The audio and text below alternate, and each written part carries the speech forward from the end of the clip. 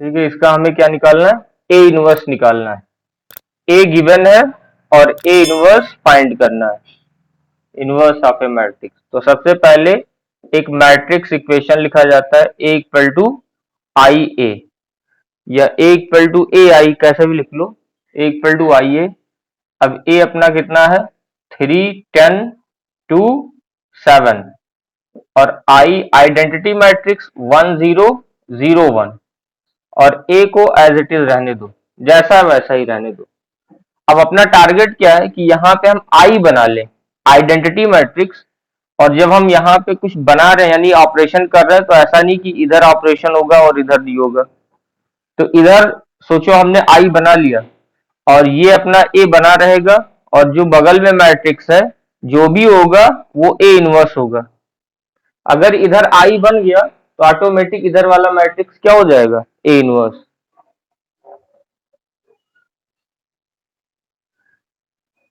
सबसे पहला जो नियम है यहाँ पे वो ये है कि 1 बनाओ सबसे पहले यहाँ पे, है ना, 1 फिर 0, फिर 1 फिर 0।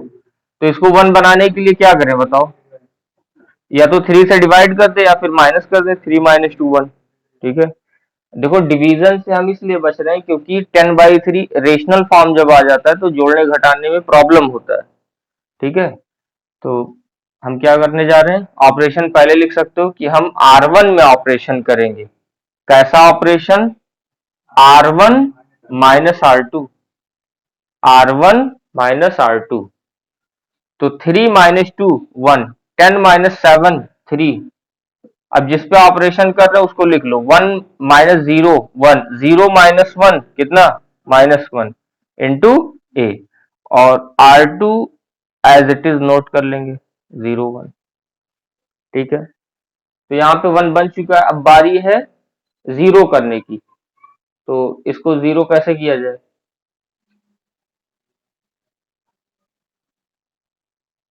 इसको 0 करने के लिए क्या करें बताओ। हम्म, किसमें, नहीं तो R1 में ऑपरेशन करना, बोलो क्या करें, 7R1 माइनस 3R2। हाँ सही है, लेकिन ये चीज करने से ये गड़बड़ हो जाएगा। असर पड़ेगा ना, इस पे असर पड़ेगा।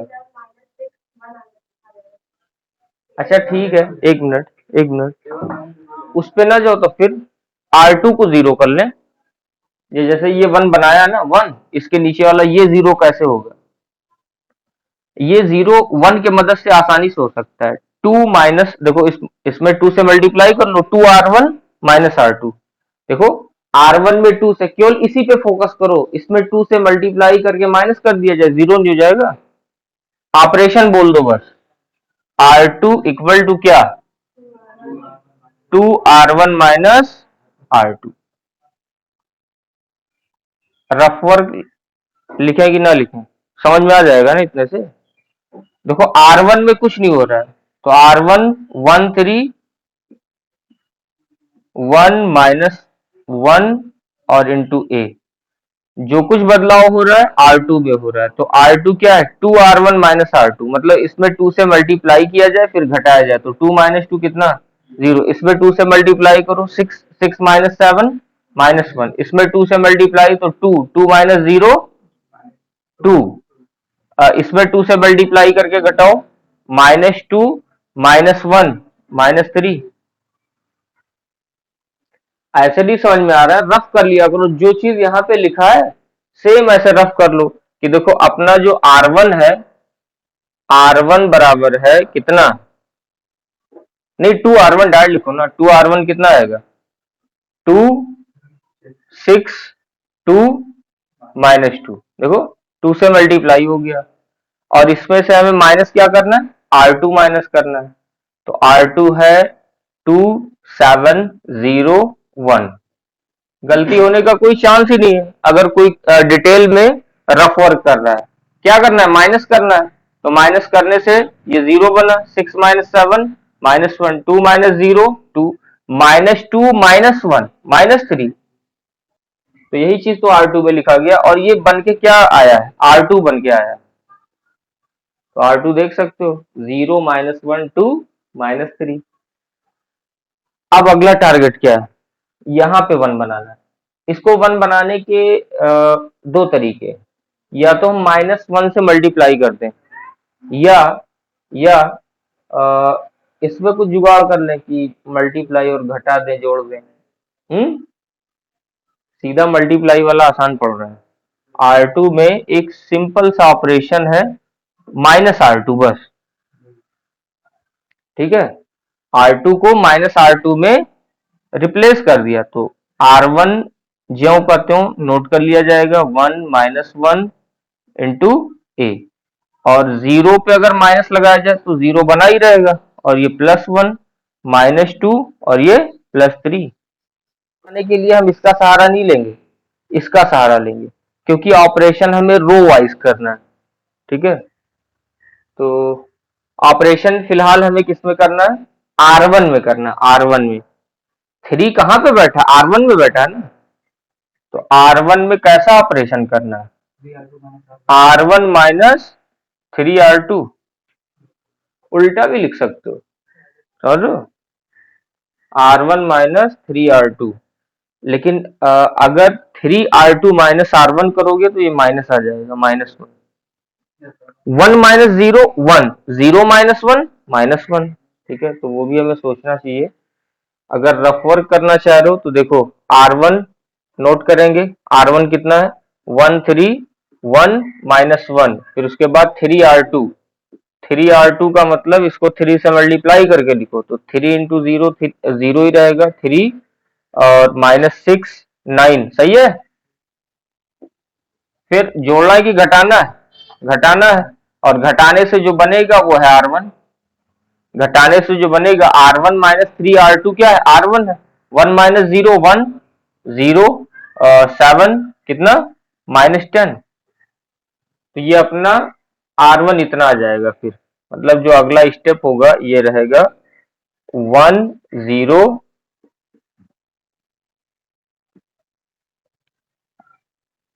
और फिर 7 -10 इंटू ए, और R2 as it is note कर लेंगे 0 1 -2 3,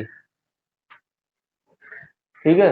अब यहाँ पे देख सकते हो कि जो अपना इधर वाला मैट्रिक्स है पूरी तरह से आई बन चुका है, आइडेंटिटी मैट्रिक्स। तो अगर आइडेंटिटी मैट्रिक्स है तो हम आगे इसको क्या लिख सकते हैं, समझ लो ये फॉर्म आ चुका है, आई बराबर ए, हाँ ठीक है। तो अब ये जो मैट्रिक्स है 100% ए इनवर्स है, hence A inverse equal to 7 -10 -2 3। चलो 10वां करते हैं, 10वां क्वेश्चन नंबर 10 है। एक मैट्रिक्स है 3 -1 -4 2, इनवर्स निकालना है इसका भी।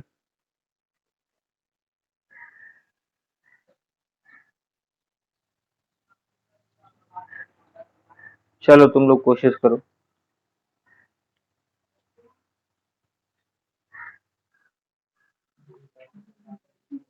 देखो सबसे पहले जो है मैट्रिक्स इक्वेशन लिखा जाएगा ए इक्वल टू आई ए, और ए जितना उतना नोट कर लो 3 -1 -4 2, और आई 1 0 0 1 और इंटू ए।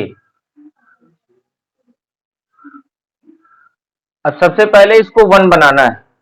1 बनाने के लिए हम केवल रो ऑपरेशन का सहारा ले सकते हैं, अगल बगल का नहीं। अगल बगल का मतलब C1 C2 हो जाएगा कॉलम ऑपरेशन। अब हम पूरा फोकस कर रहे हैं रो ऑपरेशन पे। इसको 1 बनाने के दो तरीके हैं, दो तरीके, या तो 3 से डायरेक्ट डिवाइड कर दो बिना सोचे समझे तब भी सही है ना, या फिर इसमें कुछ जोड़ घटा लो ताकि ये 1 बन जाए। अब देखो इन दोनों को अगर ऐड किया जाए तो ये -1 आ रहा है।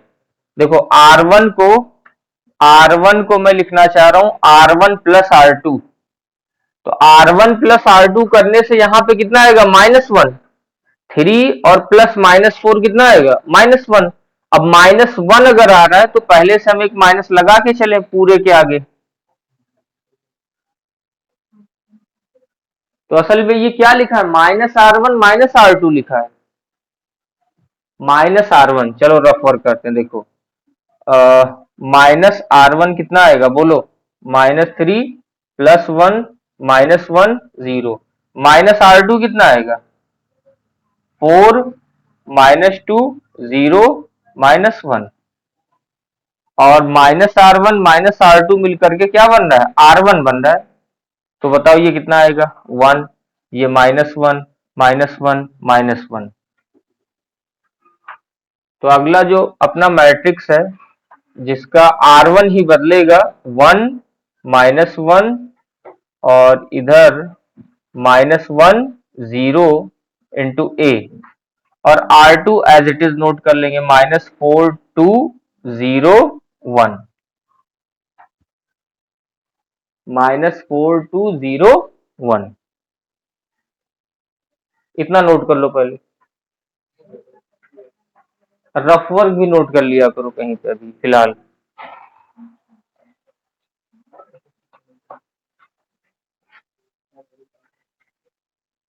मैंने 3 से डिवाइड क्यों नहीं किया, दो ऑप्शन मैंने बताया था कि जोड़ घटा के 1 बना सकते हो, देखो ऊपर नीचे जोड़ घटा के 1 बना सकते हो, या फिर डायरेक्ट 3 से डिवाइड कर दो, एक ही लाइन में कहानी खत्म। मतलब कुछ ज्यादा दिमाग लगाना नहीं पड़ता, डिवाइड वाले मामले में ज्यादा कहाँ दिमाग लगाना है, 3 से डिवाइड किया 1 बन गया।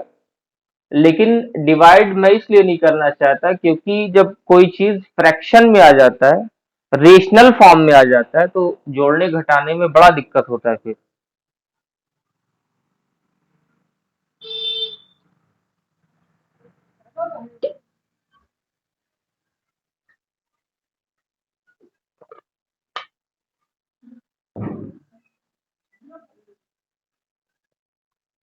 यहाँ तक पहुंचे, कहाँ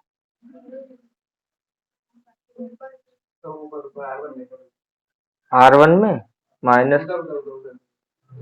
-1 -1 ये भी -1 यहाँ पे लिखा भी है ना।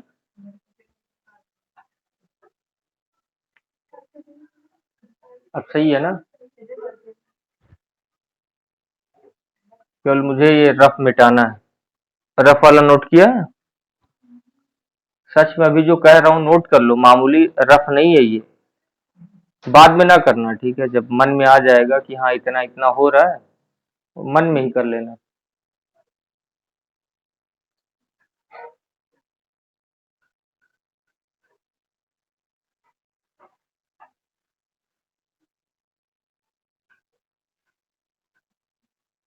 कोई भारी कॉन्सेप्ट नहीं है कि जैसे उसमें हम लोग जाते हैं परमुटेशन कॉम्बिनेशन में कॉन्सेप्ट की बात करते हैं, कंटिन्यूटी डिफरेंशिएबिलिटी में बातें करते हैं, इसमें सीधा क्या करना है, यहाँ पे 1 बनाना है बस।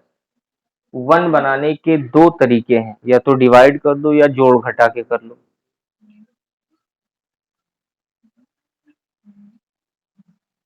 डिवाइड करने वाला तरीका हम लोग अवॉइड करते हैं, क्यों अवॉइड करते हैं, रेशनल फॉर्म को जोड़ना और घटाना थोड़ा आगे फिर मुश्किल हो जाता है। जैसे 1/3 को 7/5 में जोड़ो, ऐसे मन में तुरंत टाइम लगेगा। 1/3 प्लस 7/5 कितना, पेन ना चलाना, पता नहीं कितना है ना, यही तो आ रहा है, ऐसे बोल दिया। हाँ कुछ भी होगा, मैंने तो कैलकुलेट भी नहीं किया, ऐसे ही पूछ रहा हूँ तुम लोगों से, है ना। कुल मिला के जब रेशनल फॉर्म रहता है तो थोड़ा पेन तो जरूर उठाना पड़ेगा, कुल मिला के मन में नहीं कर सकते हो। तो अब देखो, ये नीचे वाला इसको 0 करना है, इसको 0 नहीं करना है। जैसे ये 1 बन गया तो इसी के मदद से इसी कॉलम के बाकी एलिमेंट को 0 किया जाता है। इसको 0 करने के लिए क्या करें, 4 से मल्टीप्लाई करके जोड़ दिया जाए। मतलब R2 में ऑपरेशन करना है, कैसा operation, R1 plus sorry 4R1 plus R2, देखो इसमें 4 से मल्टीप्लाई करके अगर इसमें ऐड कर दिया जाए तो 0 हो जाएगा ये। रफ वर्क के लिए देखो 4r1 कितना आएगा, मैं यहाँ पे रफ वर्क कर रहा हूँ। 4r1 कितना आएगा, 4r1 बोलो, 4 -4 -4 -4, और R2 कितना, R2 जैसा है वैसा 1। और इसको जब जोड़ा जाएगा, यानी जोड़ा जाएगा तो क्या बनेगा, R2 बनेगा। इसके हिसाब से देखो 4r1 प्लस R2, असल ये बना 0, और ये -2 -4 -3। तो अपना जो अगला स्टेप है, R1 में कोई बदलाव नहीं, जितना है उतना नोट करेंगे, -1 -1 इंटू ए, और R2 हो जाएगा 0 -2 -4 -3। फिर देखो इस -2 को मुझे 1 बनाना है, तो R2 में क्या ऑपरेशन लगेगा, -1/2 R2। तो R1 एज इट इज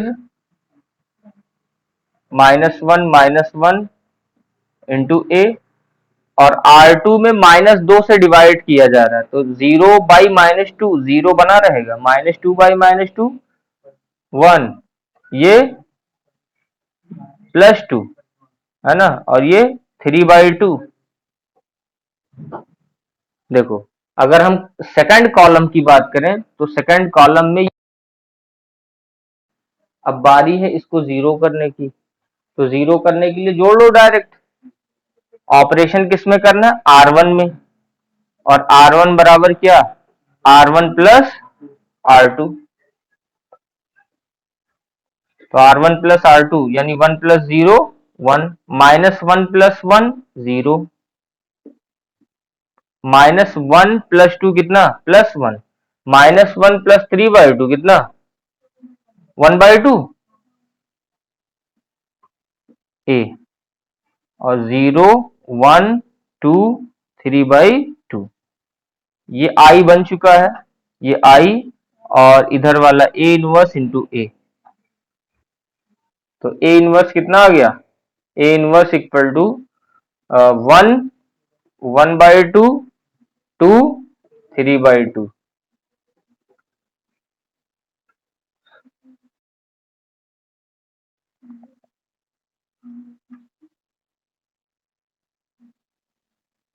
जांच के लिए बोला ना, Q equal to 1/2 A minus A dash equal to 1/2, ऐसा भी लिख सकते हो। ए अपना कितना है, ए है 3 3 -1 -2 -2 1 -4 -5 2। इसमें जो है ये ब्रैकेट वाला जो मामला है ना, माइनस ये दूसरा वाला 3 -2 -4 3 -2 -5 -1 1 2। देखो 1/2 अंदर क्या लिखा है, a minus A dash equal to 1/2, और अगले ही स्टेप में तुरंत ब्रैकेट गायब, क्योंकि ये घटने जा रहा है। तो 3 - 3 0, 3 माइनस +2 5 -1 +4 यानी +3 -2 -3 -5 -2 +2 0 1 +5 6 -4 +1 -3 -5 -1 -6 -2 2 -2 0। अगला स्टेप, इस 1/2 को अंदर भेजा तो 0 5/2 3/2 -5/2 0 3 और -3/2 -3 0। ये अपना Q है, और इसका डैश निकाल के देख लो। Q डैश इक्वल टू 0 5/2 3/2 -5/2 0 0 3, फिर -3/2 -3 0। ये अपना Q डैश है। अब इसमें हम माइनस कॉमन लेंगे, माइनस कॉमन हो या ना हो, जबरदस्ती वाला कॉमन, तो ये 0 plus 5/2 3/2 minus 5/2 0 plus 3 minus 3/2 minus 3 0। क्या ये जो अंदर बैठा वो क्यू के बराबर है? क्यू अपना इतना है, ये है क्यू, यही तो क्यू है। अब ये जो है क्यू डैश हम बोल सकते हैं कि माइनस क्यू के इक्वल आ चुका है। इससे साबित होता है कि क्यू इज स्क्यू सिमेट्रिक। फिर जो पी और क्यू निकाला है वो इक्वेशन फर्स्ट में लास्ट में रख देना, है ना। From equation first A equal to P कितना आया था? पी आया था 3 1/2 माइनस 5/2 1/2 -2 -2 माइनस 5/2 -2 +2 प्लस क्यू कितना है? क्यू ये है ना 0 5/2 3/2 -5/2 0 +3 -3/2 -3 0। ये है फाइनल आंसर, यही है। मतलब वो हमें फील देना है कि हमने अपने मैट्रिक्स ए को दो पार्ट में तोड़ लिया, जिसमें पहला पार्ट सिमेट्रिक है, दूसरा पार्ट क्या बनाया बोलो? 2 4 4 2। इसका ए डैश निकाल के देख लो, ए डैश इक्वल टू कितना आएगा? 2 4 4 2 आएगा इतना ना। देखो रो को कॉलम में किया, सेम आ रहा है। बी बोलो, बी कुछ भी बोल लो, 3 2 और 2 3।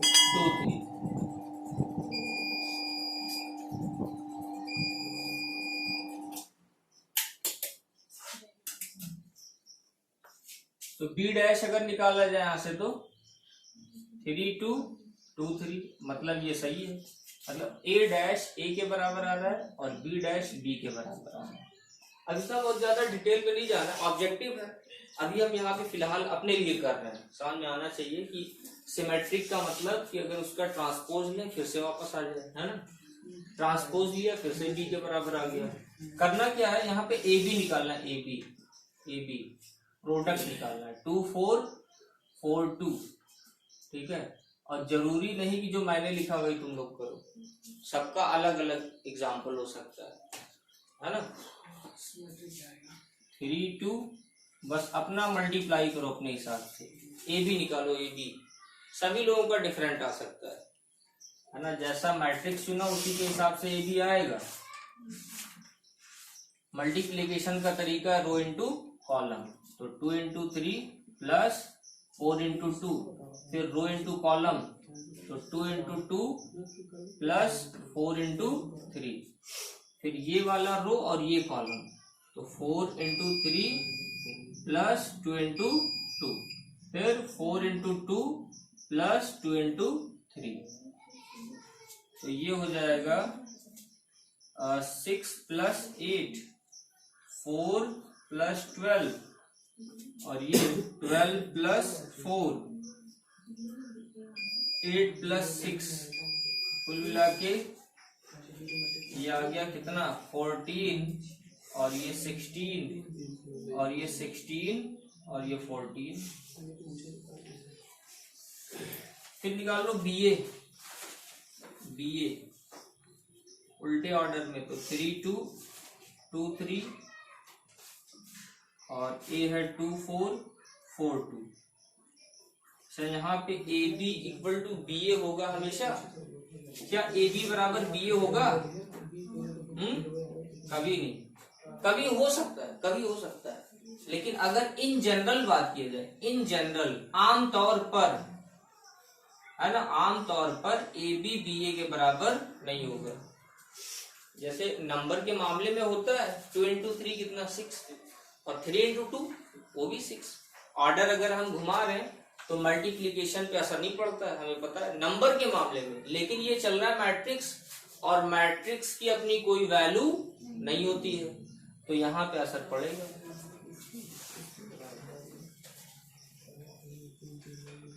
रो इंटू कॉलम, मतलब पहला रो पहला कॉलम, तो 3 इंटू 2 प्लस 2 इंटू 4, फिर 3 इंटू 4 प्लस 2 इंटू 2, फिर 2 into 2 plus 3 into 4, 2 into 4 plus 3 into 2, 6 plus 8, 12 plus 8, 4 plus 12 और 8 कहाँ ऊपर वाला 6 प्लस 12 प्लस 4 है ये, हाँ, और 8 प्लस 6, ये कितना आएगा 14 16 16 14, ये अपना बीए है। अब ए बी में से बीए माइनस कर दो, ए बी माइनस बीए कितना आ जाएगा बोलो, सेम है ना बिल्कुल, तो 0 0 0 0